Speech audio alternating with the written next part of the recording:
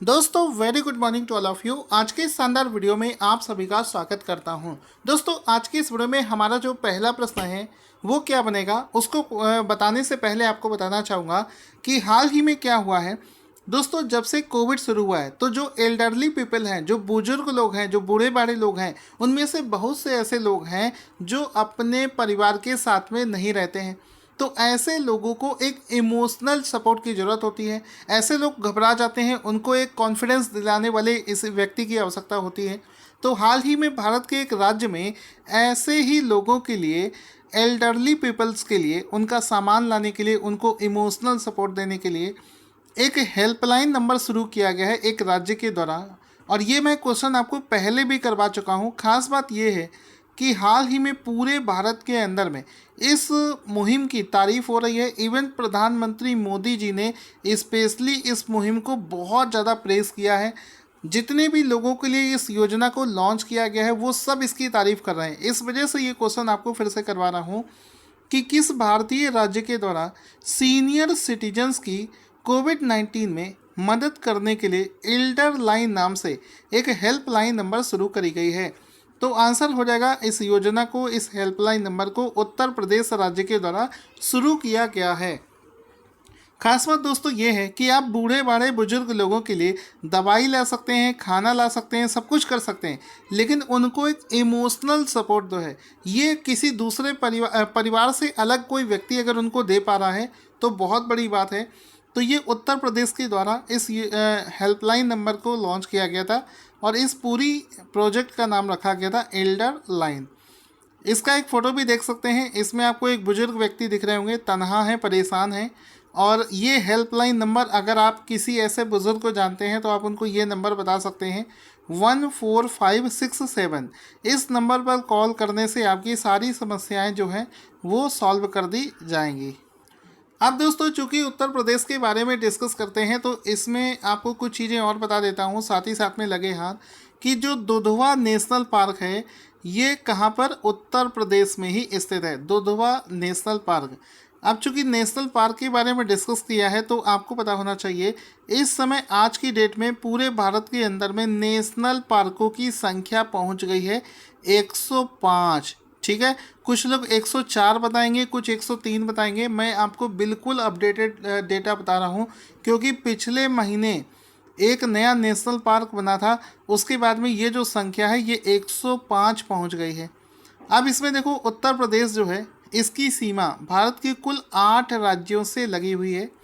उत्तराखंड से, हिमाचल प्रदेश से, हरियाणा, राजस्थान, मध्य प्रदेश, छत्तीसगढ़, झारखंड, बिहार और दिल्ली, इन सभी राज्यों से इसकी सीमा लगी हुई है। फिर एक प्रश्न बनता है कि उत्तर प्रदेश की सीमा सबसे ज़्यादा भारत के किस पड़ोसी राज्य से लगी हुई है।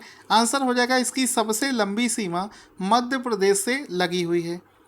उत्तर प्रदेश की सीमा जो है ये कितने देशों से स्पर्श करती है, तो नेपाल से स्पर्श करती है। आंसर हो जाएगा 1।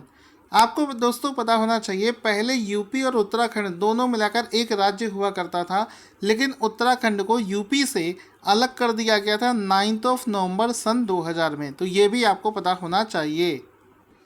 दोस्तों आगे चलने से पहले आपसे बोलना चाहूँगा अगर आप जनवरी से लेकर मई महीने तक के मंथली पीडीएफ्स लेना चाहते हैं तो वीडियो के डिस्क्रिप्शन में लिंक है, बिना देर किए जाकर उसको परचेज़ करें और आराम से करंट अफेयर्स का टेंशन भूल जाएं। इसके बाद भी दोस्तों एक और हेल्पलाइन नंबर की बात करते हैं। हाल ही में मैं अपना पर्सनल एक्सपीरियंस बता रहा हूँ। मेरा एक दोस्त था तो उसने अपने जो फ्रेंडशिप का जो व्हाट्सएप पर ग्रुप होता है उस पर उसने मैसेज किया कि उसके फादर के अकाउंट से 5 लाख रुपए की ठगी कर दी गई है। तो हम लोग काफ़ी रिसर्च में, चूँकि मेरा दोस्त था इस वजह से हम लोगों ने बहुत रिसर्च किया तो इसकी कंप्लेन करवाई और फाइनली उसके पैसे जो हैं वापस आ गए हैं। तो यहाँ पर ये केस होता है साइबर धोखाधड़ी का। तो इसमें देखो क्या है कि साइबर धोखाधड़ी के कारण किसी को अगर फाइनेंशियल नुकसान हुआ है उसको रोकने के लिए हाल ही में केंद्रीय गृह मंत्रालय के द्वारा संचालित राष्ट्रीय हेल्पलाइन नंबर क्या है।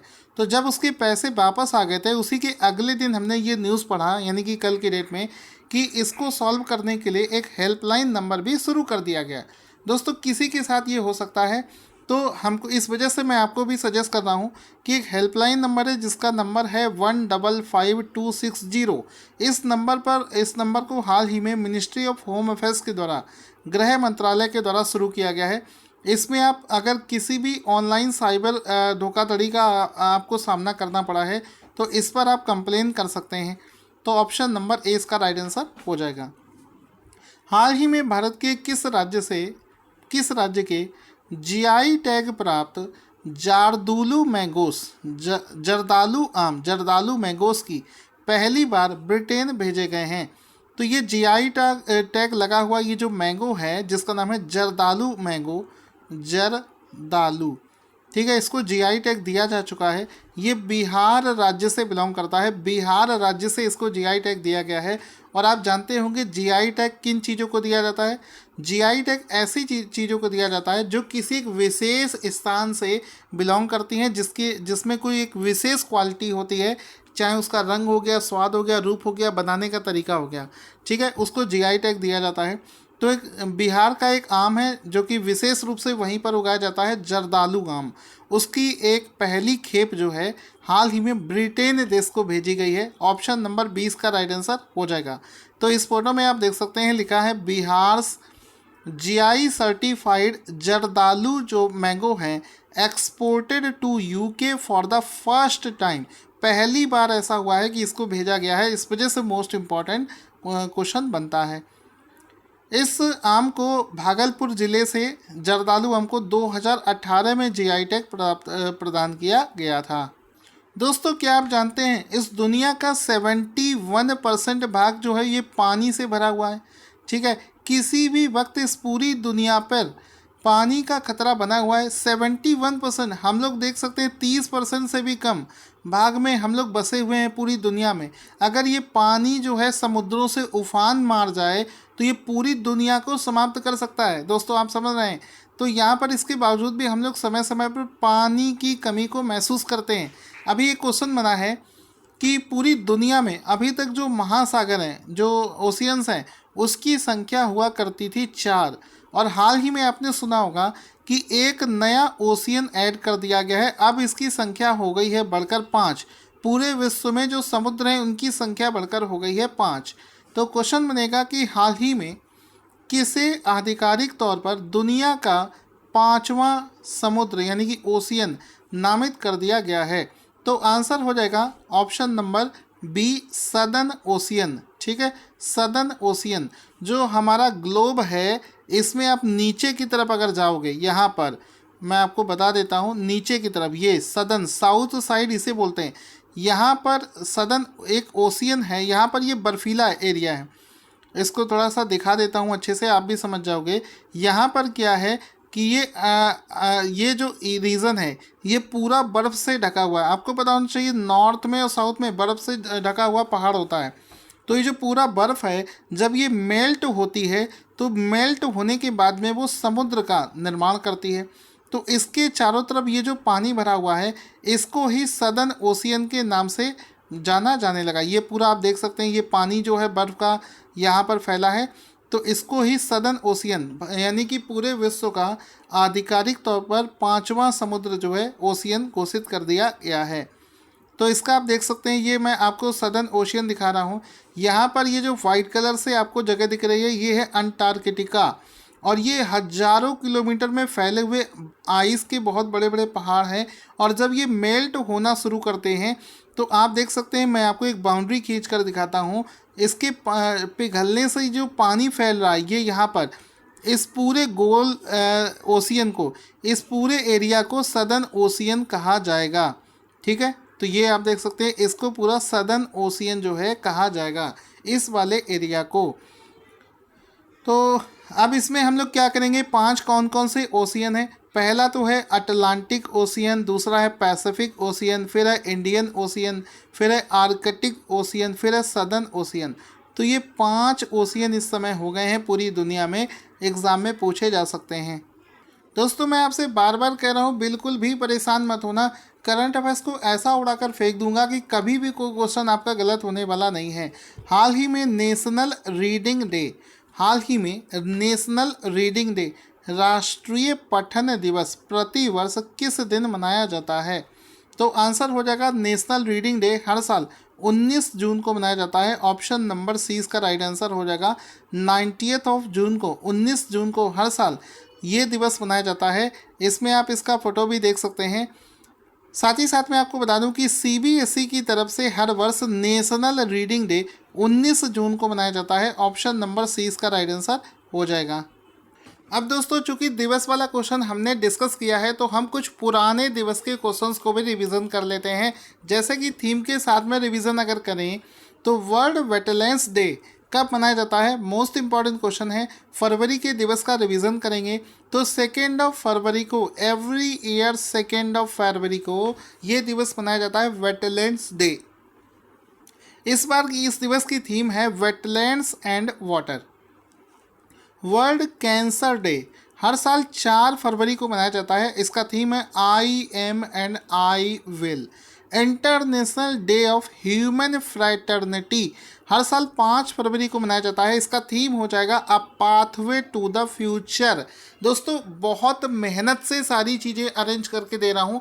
आपको लग रहा होगा कि चलो यार सर जी फ्री में आपको डेली पढ़ा देते हैं, लेकिन विश्वास मानिए ये गोल्ड है जो मैं आपको दे रहा हूँ। बिल्कुल समझ लीजिए, इससे आसानी से आपको रिवीजन कोई नहीं करवा पाएगा। सब लिस्ट बना बना के आपको दे दी है, रिवीजन आपको करना है। फिर इसके बाद में देखो क्या है कि इस बार जो फाइनेंशियल लिटरेसी वीक है वो 8 फरवरी से 12 फरवरी को मनाया गया था और इसका जो थीम रखा गया था वो था credit discipline and credit from formal institutions. इसके बाद में आता है वर्ल्ड पल्सेस डे। ठीक है, ये 10 फरवरी को मनाया जाता है। इसका थीम हो जाएगा nutritious seeds for a sustainable future. ये इसका थीम हो जाएगा। इसके बाद में दोस्तों आ जाता है international day of zero tolerance for female. ये 6 फरवरी को मनाया जाता है। इसका थीम हो जाएगा no time for global in action, unite fund and act to end female genital mutation. इसके बाद में आता है जीरो डिस्क्रिमिनेशन डे। हर साल 1 मार्च को मनाया जाता है। थीम है end inequalities. World civil defence day हर साल 1 मार्च को मनाया जाता है। थीम हो जाएगा strong civil protection to preserve the national economy. World hearing day हर साल 3 मार्च को मनाया जाता है। थीम हो जाएगा hearing care for all, screen rehabilitate communicate. और last but not the least world wildlife day हर साल 3 मार्च को और इसका थीम है forests and livelihoods sustaining people. ये इसका राइट आंसर हो जाएगा। चलो दोस्तों वापस से हम लोग आ जाते हैं अपने ओरिजिनल वीडियो पर। क्वेश्चन बनेगा कि हाल ही में यूनाइटेड नेशन की तरफ से 2021 लैंड फॉर लाइफ अवार्ड किसे प्रदान किया गया है? तो आंसर हो जाएगा एक ऑर्गेनाइजेशन है जिसका नाम है फैमिलियल फॉरेस्ट्री। इसका राइट आंसर हो जाएगा। ये एक ऑर्गेनाइजेशन है जिसको हाल ही में 2021 का यूनाइटेड नेशन की एक ऑर्गेनाइजेशन के द्वारा 2021 का लैंड फॉर लाइफ अवार्ड दिया गया है। तो ऑप्शन नंबर ए इसका राइट आंसर हो जाएगा। आप इसमें देख सकते हैं फैमिलियल फॉरेस्ट्री। ठीक है, इस संस्था को, ये जो पर्यावरण के लिए काम करती है, इस संस्था को दिया गया है। दोस्तों इसका कॉन्सेप्ट बहुत ही अच्छा है। इसके जो फाउंडर हैं जिनका नाम है श्याम सुंदर जयानी, जो कि राजस्थान के रहने वाले हैं, उनको इस अवार्ड से सम्मानित किया गया है। इनका भी फ़ोटो मैं आपको दिखा देता हूँ। ये हैं श्याम सुंदर जयानी, राजस्थान में रहते हैं। इनको इस अवार्ड से सम्मानित किया गया है। तो इन्होंने क्या किया है, इनका कॉन्सेप्ट दोस्तों बहुत अच्छा है। इन्होंने क्या किया कि इन्होंने पहले अपने इस फाउंडेशन के द्वारा एक सोच डेवलप करी जिसमें कि इन्होंने कहा कि प्रत्येक परिवार को जो पेड़ वृक्ष होते हैं उसको अपने परिवार का हिस्सा बनाना है। यानी कि अगर आपके घर में 4 मेंबर हैं प्लस 1 आपका पौधा ट्री हो गया तो कुल मिलाकर आपके घर में 5 मेंबर हो गए। पौधों को अपने घर के मेंबर की तरह ट्रीट करो।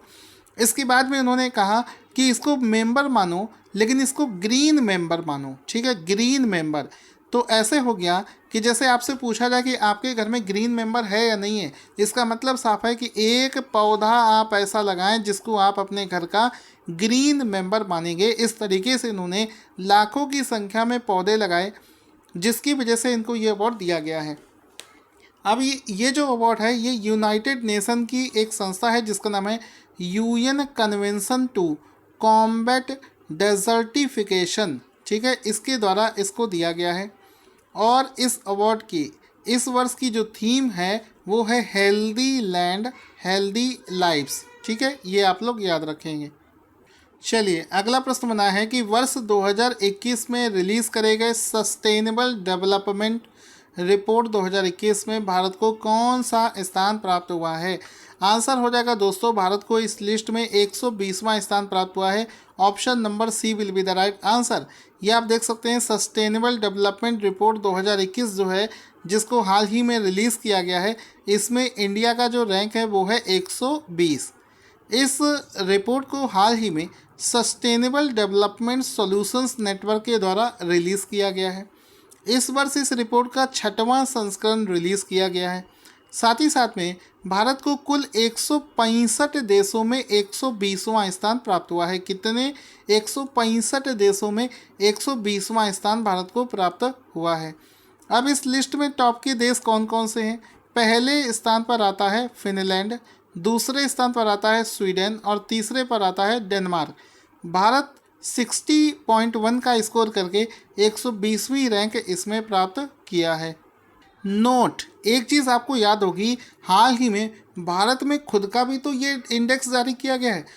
भारत के नीति आयोग के द्वारा सस्टेनेबल डेवलपमेंट गोल्स का एक इंडेक्स रिलीज़ किया जाने लगा है हर साल, और इस बार इसका 3रा संस्करण जारी किया गया था। यानी कि 2018 में नीति आयोग ने सबसे पहली बार, फिर 19 में और फिर 20 का, तो इस बार जो है 3रा sustainable development goal NITI Aayog ने रिलीज़ किया था, और उस इंडेक्स में केरल राज्य को पहला स्थान दिया गया है। और उस इंडेक्स में बिहार राज्य ने सबसे खराब प्रदर्शन किया है। कितना जल्दी आप लोग भूल जाते हो, अभी लास्ट वीक आपको सारी चीज़ें मैंने यहाँ पर करवाई हैं। चलिए इसी प्रकार से आगे चलते हैं अगले क्वेश्चन की तरफ। क्वेश्चन है कि हाल ही में स्विस बैंकों में दूसरे देशों की संपत्ति के मामले में भारत कौन से स्थान पर आया है। तो स्विस बैंक में जो दूसरे देश को लोग पैसा जमा कराते हैं, उस मामले में भारत 51वें पोजीशन पर आया है। 51st 51वां पोजीशन भारत का आया है। ऑप्शन नंबर सी इसका राइट आंसर हो जाएगा। यहाँ पर आप देख सकते हैं साफ साफ चीज़ें लिख रखी हैं। India's fund in Swiss bank rise to over 20K crore, 20,000 crore से ज़्यादा सर्ज हो गया है, बढ़ गया है, और इंडिया का इसमें जो रैंक है वो 51st पहुँच गया है। हाल ही में स्विस बैंक ने अपना सालाना डेटा रिलीज़ किया है, जिसको एनुअल बैंक स्टैटिक्स ऑफ 2020 बोला जाता है। इस लिस्ट में ब्रिटेन देश जो है वो पहले स्थान पर है, यानी कि ब्रिटेन देश का सबसे ज़्यादा पैसा स्विस बैंक में जमा है। उसके बाद में अमेरिका इस लिस्ट में दूसरे स्थान पर आता है, जिसका पैसा स्विस बैंक में जमा है। इसके बाद में दोस्तों क्वेश्चन है कि वर्ल्ड क्रोकोडाइल डे प्रति वर्ष किस दिन मनाया जाता है। तो एवरी ईयर 17 जून को, हर साल 17 जून को, 17 जून को वर्ल्ड क्रोकोडाइल डे मनाया जाता है। ऑप्शन नंबर सी इसका राइट आंसर हो जाएगा। इसमें आप देख सकते हैं कि 17 जून को हर साल ये दिवस मनाया जाता है, जिसका नाम है world crocodile day. Crocodile day को वर्ल्ड क्रॉक डे के नाम से भी जाना जाता है। क्वेश्चन दोस्तों बनेगा कि विश्व सिकल सेल दिवस, world sickle cell awareness day प्रति वर्ष किस दिन मनाया जाता है। तो आंसर हो जाएगा एवरी ईयर 19 जून को। एवरी ईयर 19 जून को, 19 जून को वर्ल्ड सिकल सेल दिवस मनाया जाता है। ऑप्शन नंबर सी इसका राइट आंसर हो जाएगा। दोस्तों ये जो सिकल सेल दिवस है, ये सिकल सेल से होने वाली बीमारी को लेकर मनाया जाता है। इसमें एक बीमारी होती है जिसको रक्त की कमी से होने वाली बीमारी के नाम से भी जाना जाता है। इसमें क्या होता है कि हमारे शरीर में आप जानते हो आरबीसी और डब्ल्यूबीसी नाम से 2 ब्लड सेल्स होते हैं। तो उनमें से जो आरबीसी होता है, रेड ब्लड सेल्स, उनका जो शेप है वो हाशिए यानी कि सिकल के तरीके हो जाता है। एक्चुअल में जो हमारा नॉर्मल आरबीसी है वो गोल होता है शेप में, जिससे कि जब हमारी रक्त वाहिनी में जब ब्लड होता है, चलता है, तो ये जब लाल कलर की जो गोल होती हैं तो रक्त का फ्लो बड़े आसानी से हो जाता है। लेकिन जिसको सिकल सेल की बीमारी होती है उसका जो आरबीसी है उसका शेप कुछ इस तरीके हाशिए के आकार का हो जाता है, जिसकी वजह से क्या होता है, रक्त वाहिनी में जैसे आप देख सकते हो यहाँ पर अगर ये फंस गया तो ये चोक करता है, यानी कि ये ब्लड के प्रवाह को रोकता है, कम करता है। इस वजह से इसमें क्या होता है, ब्लड जो है, ऑक्सीजनेटेड ब्लड जो है शरीर में सही तरीके से नहीं फैल पाता है, जो कि एक बीमारी का कारण बनता है। तो सिकल सेल रोग जो है उसके बारे में सारी चीज़ें देखो मैंने आपको अच्छे से यहाँ पर लिख रखी हैं, तो आप इसको पढ़ भी लेना, सब कुछ अच्छे से बता रखा है। दोस्तों आज का क्वेश्चन जिसका आंसर आपको देना है स्क्रीन पर आपको दिख रहा है, जल्दी से कमेंट में ऑप्शन आंसर लिखना ना भूलें। Thank you for watching this awesome video.